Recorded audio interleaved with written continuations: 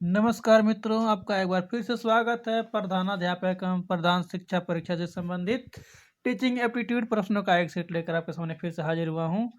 मित्रों, आपसे आग्रह है, अगर इस चैनल पर नए हैं तो चैनल को सब्सक्राइब कर लें, वीडियो को लाइक करें और अपने मित्रों को शेयर करें। बेल का आइकन को ऑल प्रेस कर दें।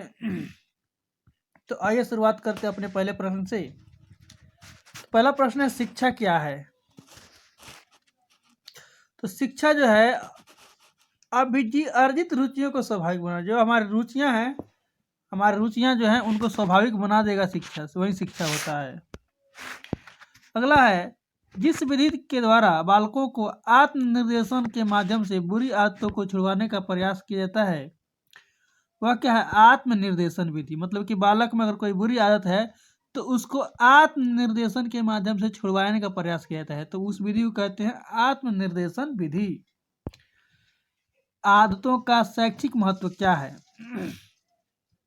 आदत का शैक्षिक महत्व होता है कि आदत के माध्यम से समायोजन की क्षमता का विकास होता है। दूसरा होता है कि समय और शक्ति का बचत होता है। बालकों का चरित्र निर्माण में सहायक होता है। अर्थात उपयुक्त सभी आदतों का शैक्षिक महत्व, मतलब कि आदत से क्या होता है कि आदत के माध्यम से समायोजन क्षमता, किसी भी चीज के समायोजन करने की क्षमता होती है, अच्छे से संगठित करने का, वर्गीकृत करने का। इसमें समय अगर आदत हो जाता है तो समय और शक्ति का बचत हो जाता है और बालकों के चरित्र के निर्माण में सहायक होता है। कोई व्यक्ति डॉक्टर बनने की योग्यता रखता है तो कोई शिक्षक बनने की योग्यता रखता है, या किसी कारण होता है?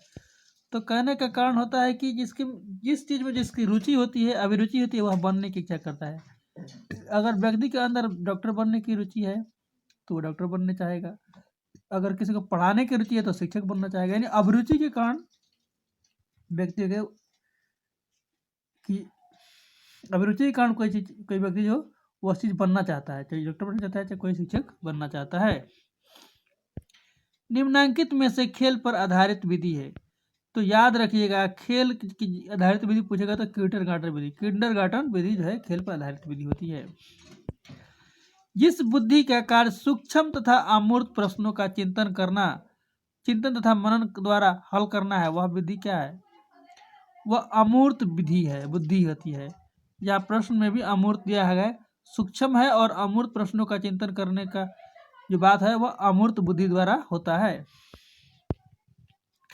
कार्ल ग्रूस ने मनोवैज्ञानिक खेल के किस सिद्धांत के प्रवर्तक हैं? कार्ल ग्रूस जो है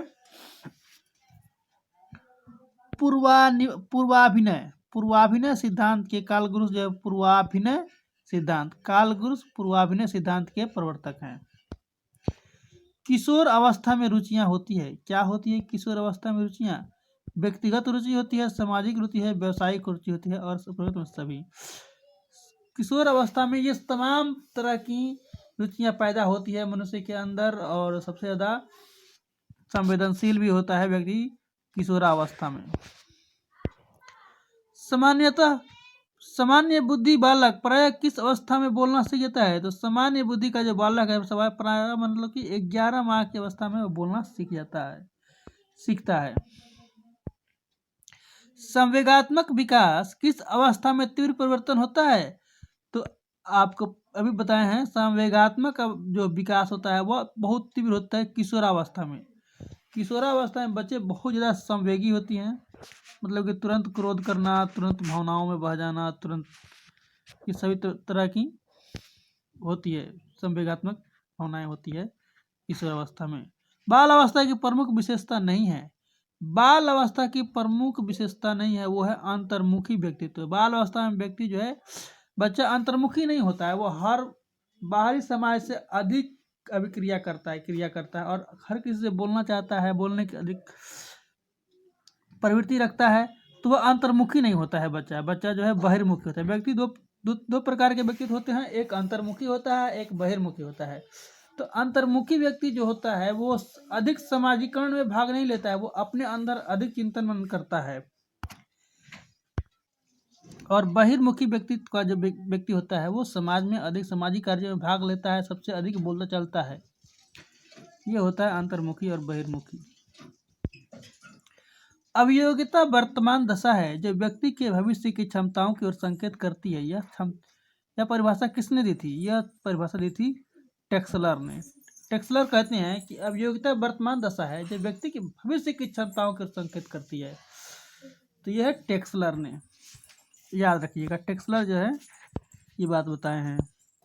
एक बालक की बुद्धि लब्धि 150 है तो वह बालक क्या है? जब बच्चे की बुद्धि लब्धि 150 है तो वह बालक बहुत प्रतिभाशाली बच्चा है। बुद्धि लब्धि आईक्यू के लिए, जिसको बुद्धि लब्धि को अंग्रेजी में आईक्यू कहते हैं, के लिए विशेष श्रेय किस मनोविज्ञान को दिया जाता है? स्टर्न को। स्टर्न को विशिष्ट बुद्धि लब्धि का विशिष्ट श्रेय दिया जाता है। मूल्यांकन क्या होता है? मूल्यांकन होता है प्राप्त उद्देश्यों की प्राप्ति का, जो उद्देश्य की प्राप्ति का जो होता है, प्राप्त करते हैं, वही हमारा मूल्यांकन होता है, उसी का मूल्यांकन होता है। व्यक्तित्व व्यक्ति से संबंधित समस्त मनोवैज्ञानिक क्रियाओं और दिशाओं का सम्मिलित रूप है। यह किसने कहा था? ये कहे थे लिंटन ने बोले थे। लिंटन बोलते हैं कि व्यक्तित्व क्या होता है कि व्यक्ति से संबंधित, यानी आदमी से संबंधित समस्त क्रियाओं के, व्यक्ति का जो भी क्रिया करता है और दिशाओं में सम्मिलित होता है, वह उसका सम्मिलित रूप होता है व्यक्तित्व। संगठित व्यक्तित्व की विशेषता नहीं है, यहाँ पूछ रहा है कि नहीं है, तो असामाजिकता नहीं है। ये सभी कोई जानता है कि असामाजिकता व्यक्तित्व का गुण नहीं होता है, विशेषता नहीं होता है। व्यक्तित्व को समझने के लिए व्यक्ति के गुणशीलों का अध्ययन किस मनोवैज्ञानिक ने किया था? तो आलपोर्ट और कैटिल ने। आलपोर्ट और कैटिल नामक जो वैज्ञानिक थे, उन्होंने व्यक्तित्व के शील और गुणों का अध्ययन किया था व्यक्तित्व के लिए। चलिए आगे देखते हैं।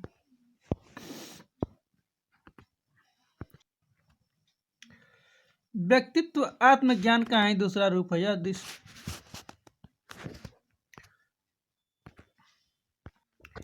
व्यक्तित्व आत्मज्ञान का ही दूसरा नाम है। यह दृष्टिकोण से संबंधित है। किस दृष्टिकोण से? दार्शनिक दृष्टिकोण से संबंधित है। व्यक्तित्व क्या है? आत्मज्ञान का ही दूसरा नाम है। सेल्डन ने शारीरिक गुणों के आधार पर व्यक्तित्व को कितने भागों में बांटा है? तो सेल्डन का कथन है कि व्यक्तित्व गोलाकार होता है, आयताकार होता है, लंबाकार होता है और कोमल होता है। अर्थात उपरोक्त में सभी, मतलब ये गोलाकार, आयताकार, लंबाकार और कोमल होता है। सेल्डन बताते हैं कि शारीरिक गुणों के आधार पर व्यक्तित्व को इतने भागों में बांटा जा सकता है। ये कोमल गोलाकार होता है, गोलाकार आयताकार होता है, लंबाकार कोमल होता है, उपरोक्त में सभी होता है। सेल्डन बताते हैं। वेदांत दर्शन के आधार पर शरीर की रचना किस कोष से नहीं मानी जाती है? वेदांत दर्शन के आधार पर भावना कोष से शरीर की रचना नहीं मानी जाती है। थर्नडाइक ने व्यक्ति को किस आधार पर बांटा है? तो थर्नडाइक चिंतन और कल्पना शक्ति के आधार पर व्यक्ति को बांटते हैं। पर्सनालिटी शब्द का उद्गम कहाँ से हुआ है? लैटिन से हुआ है। बहिर्मुखी व्यक्ति क्या होता है? बहिर्मुखी व्यक्ति सामाजिक कार्यों में विशेष रुचि होती है। बहिर्मुखी जो व्यक्ति होता है उसकी रुचि जो है सामाजिक कार्यों में ज्यादा होती है।